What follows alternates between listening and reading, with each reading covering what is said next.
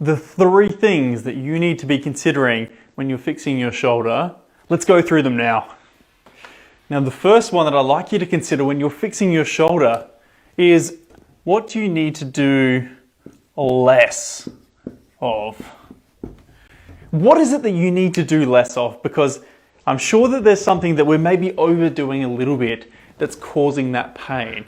And most of the time when we get pain, it's because a tissue breaks down, and a tissue is breaking down under an unusual load.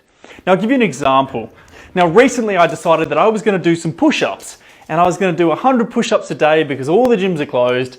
And suddenly, after doing 100 push-ups a day for 10 to 12 days, I started to get sore shoulders. And the reason for this is because I did something different that my body wasn't used to. I went from lifting obviously a lot more weight than that to doing a different kind of doing the same exercise essentially. And because of that, the tissue broke down and I got pain.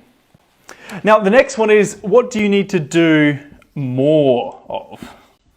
And please, excuse my bloody writing. I actually never got my pen license, so you'll have to forgive this one. But what do we need to do more of? And what I'd like you to think about here is it a mobility issue? A lot of people, when they get sore shoulders, we look at it and they don't have great shoulder range. They sort of get up to here, they can't go any further, or they don't have great range, or they can't even put their hand behind their back and lift it off. If you don't have great range, maybe that's something that you need to do more of, mobility exercises. Or maybe you've got great range, but you need more strength. So thinking about, what do I need to do more of? What in my routine do I need to do more of?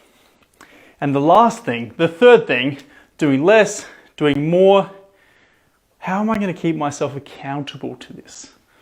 So, accountability. And I'm going to put an asterisk next to that one because this is really important. This is where most people, myself included, fall down, is the accountability stage of it. Because this is what happens. We typically go, all right, it's sore, so I'm going to do all these things about it. I'm going to do my mobility work, going to do my strength work. I'm going to go see someone. I'm going to do some release work. I'm going to look after myself. And then I'm going to get 70% better. So we've got from here to here. Right? And there's still another 30% to go, but this is where pain stops. And where pain stops, we're like, oof, this is sweet, I'm out. This is bloody awesome. There's no pain, I'm all good. And then we just go straight back into it. And there's this cycle, and we get stuck in this negative feedback loop. We get stuck in this cycle of never actually purely getting better. Because we get ourselves to that pain-free point, and we don't do what's required to stop this from happening again. And then we just fall back into it, and we just go, why does this continue to happen to me? It's because we're not accountable to ourselves, we're not accountable to the plan to get better. So remember these 3 things.